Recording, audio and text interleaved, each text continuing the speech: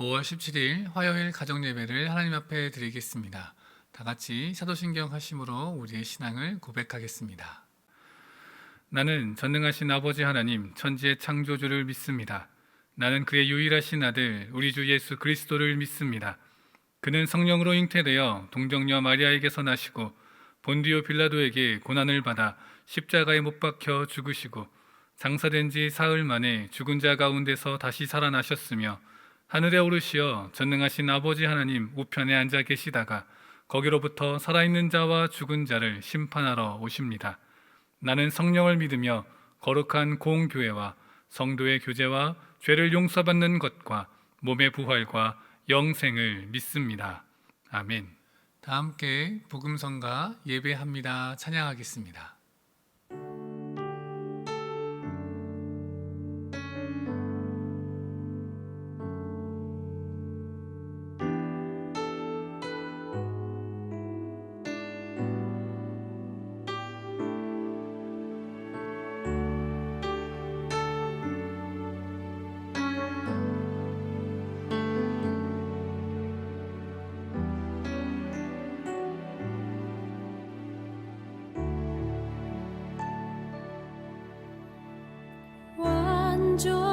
완전하신 나의 주 그의 길로 날 인도하소서.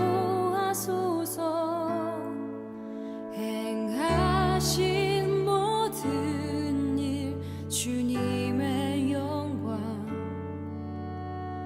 다 경배합니다. 완전하신 나의 주님,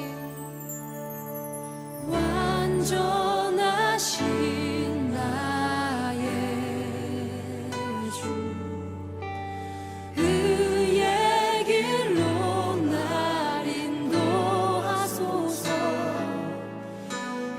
행하신 모든 일 주님의 영광 다 경배합니다. 완전하신 나의 주님, 완전하신 나의 주 그의 길로 날 인도하소서. 행하신 모든 일 주님의 영광 다 경배합니다. 예배합니다.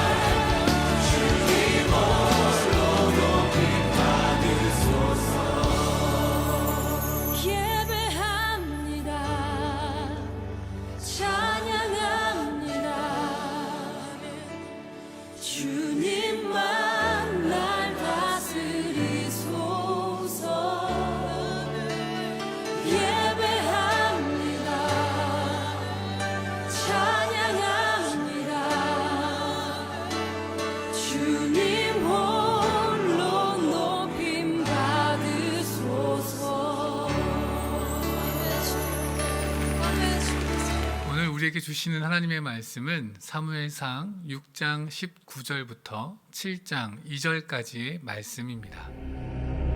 베세메스 사람들이 여호와의 궤를 들여다본 까닭에 그들을 치사 5만 70명을 죽이신지라. 여호와께서 백성을 쳐서 크게 사륙하셨으므로 백성이 슬피 울었더라.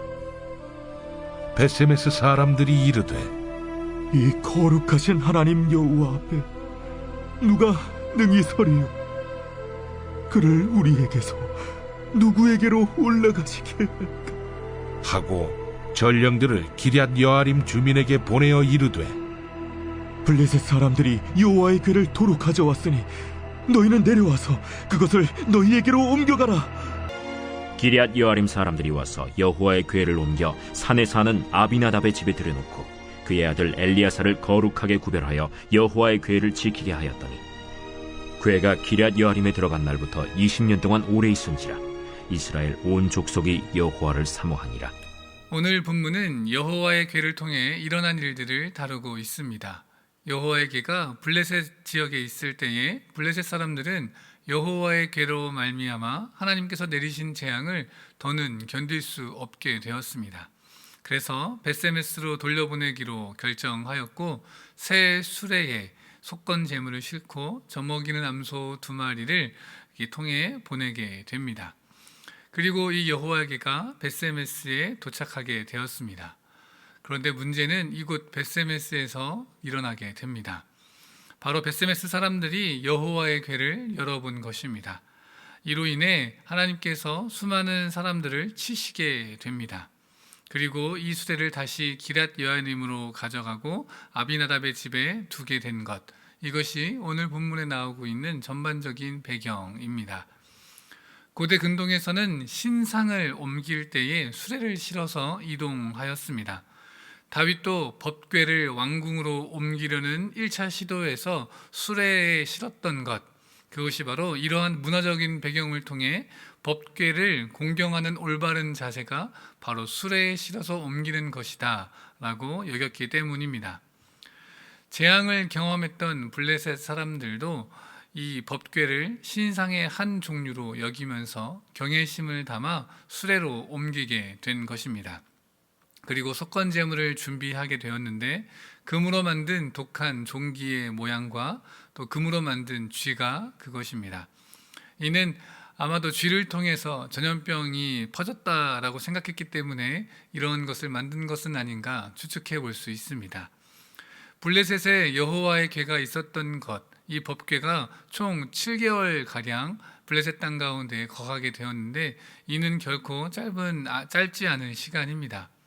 이 7개월 동안 법궤는 아스돗, 가드, 에그론 지방에 있었고 그 땅에 하나님께서 내리신 재앙으로 말미암아 많은 혼란과 고통이 블레셋 땅에 임하게 되었습니다. 그리하여 블레셋 사람들은 이 법궤 여호와의 궤를 돌려보내게 됩니다. 아직 멍에를 매지 아니한 소 그리고 새 수레를 사용해서 돌려보내게 됩니다. 이렇게 멍에를 매지 아니한 소와 새 수레를 사용하게 되는 것은 아직 세속의 더러움에 물들지 않은 것을 사용하여 보낸 것을 나타내고 있습니다. 비록 블레셋 사람들이기는 하지만 이것을 통해 하나님께 드리는 것이 거룩해야 함을 블레셋 사람들도 알고 있었다라고 하는 것을 우리가 살펴볼 수 있습니다. 하나님께 드리는 모든 것은 거룩해야 합니다. 하나님께서도 분명히 말씀하셨습니다. 신명기 23장 18절 말씀에 창기의 번돈과 개 같은 자의 소득은 아무 서원하는 일로든지 내 하나님 여호와의 전에 가져오지 말라. 이 둘은 다 내 하나님 여호와께 가증한 것이니라 말씀하고 있습니다. 하나님께 드리는 모든 것이 거룩해야 할 것인데 우리는 과연 우리의 삶에서 하나님께 우리의 삶을 거룩한 예물로 드리고 있는지 우리의 삶의 예배를 돌아보아야 합니다. 과연 나의 삶은 하나님께서 기뻐 받으실 만한 합당한 삶의 예배를 드리고 있는가? 아니면 어쩔 수 없이 예배의 자리로 나아오는 모습, 내 삶의 거룩한 것은 온데간데 찾아볼 수 없는 세상의 것들만 쫓아 살아가고 있는 모습이 있지는 않은가 돌아보아야 합니다. 진정 내 삶을 하나님께서 받으실 만한, 그리고 내 삶의 모습이 하나님께서 거하실 만한 재물이자 성전으로서 살아가고 있는지 오늘 이 예배 시간을 통하여 다시 한번 돌아보기를 원합니다. 이 수레 안에는 금으로 만든 속건 제물이 담겨 있습니다. 그러나 하나님의 재앙은 단순히 이러한 제물로서 풀리는 것이 아닙니다. 진정한 회심, 진정한 회개는 제물에 달려 있는 것이 아니라 하나님 앞에 통회하며 진심으로 하나님의 다스림에 복종하며 나아가는 것임을 우리는 기억해야 합니다. 우리의 잘못으로 인해 하나님 앞에 서게 될 때에 그것을 세상적인 방법으로 치르려고 하는, 그 대가를 세상적인 것으로 치르려고 하는 속된 모습이 혹시 우리 가운데 있다면 그러한 속된 마음을 내려놓고 하나님께 상한 심령으로 나아가 우리의 잘못을 자복하며 통회하며 회개하며 나아가야 할 것입니다. 그러한 자들을 하나님께서 찾으십니다. 하나님께서는 진정으로 하나님의 다스리심에 따르고자 하는 자들을 찾고 계신 것입니다. 이렇게 여호와의 괴가 7개월의 다사다난한 시간을 보내고 드디어 이스라엘 땅으로 돌아오게 됩니다. 바로 벳세메스로 돌아오게 된 것입니다. 벳세메스 사람들은 밀 추수를 하다가 여호와의 괴가 돌아오는 것을 보고 크게 기뻐하였습니다. 밀 추수 때인 것을 보니 아마 이때가 5월에서 6월 사이인 것으로 우리는 알 수가 있습니다. 그들이 얼마나 기뻐하였을지 상상이 되지 않습니다. 블레셋에게 빼앗겼던 여호와의 괴가 드디어 돌아온 것입니다. 그러나 그것이 그들 가운데 큰 화가 되었습니다. 벳세메스 사람들은 여호와의 괴가 돌아올 때에 기뻐하며 그 수레를 쪼개고 또 그 수레의 소를 잡아 번제를 드림으로 하나님 앞에 나아갔지만 그들이 하나님의 괴를 그만 열어보게 되는 큰 잘못을 저지르게 되었습니다. 그리하여 많은 사람들이 죽게 되었습니다. 이방 나라인 블레셋 땅 가운데에 여호와의 괴로 말미암아 재앙이 임했던 것처럼 하나님의 괴를 함부로 여기고 경시한 자들에게도 하나님의 징벌이, 하나님의 치심이 임하게 된 것입니다. 이 일을 겪은 벳세메스 사람들이 이렇게 이야기합니다. 누가 능히 하나님 앞에 서리요? 그렇습니다. 누가 능히 하나님 앞에 설 수 있겠습니까? 우리가 가진 죄의 모습은 하나님 앞에 능히 설 수 없게 만듭니다. 그렇기에 오늘의 말씀을 보게 될 때에 우리는 다시 한번 우리의 모습을 하나님 앞으로 인도하시는, 우리가 죄가 가득하고 하나님 앞에 나아올 수 없는 부족한 모습이지만 우리로 하나님 앞에 나아올 수 있게 하여 주시는 주님의 보혈의 은혜를 생각하며 감사하게 됩니다. 우리는 주의 보혈을 힘입어 예배의 자리로 하나님 앞으로 나아갈 수 있게 되었습니다. 능히 하나님 앞에 나아올 수 있게 하신 주님의 은혜를 깊이 묵상하며 감사하며 오늘도 우리의 삶의 자리에 하나님께서 받으실 만한 삶의 예배로 올려드리는 예배자로, 하나님이 기뻐 거하실 만한 거룩한 성전으로 살아가는 우리와 우리 가정 되기를 간절히 소망합니다. 나눔 질문 드리겠습니다. 우리의 삶의 모습은 하나님께서 받으실 만한 삶의 모습인지 한번 돌아가 보면서 우리의 삶의 모습을 나누어 보고 하나님께 나아가기 부끄러운 삶의 모습이 있다면 그것을 놓고 회개하며 하나님께서 받으실 만한 삶의 예배를 드리기를 다짐하며 기도하며 나아가는 우리의 가정 되기를 원합니다.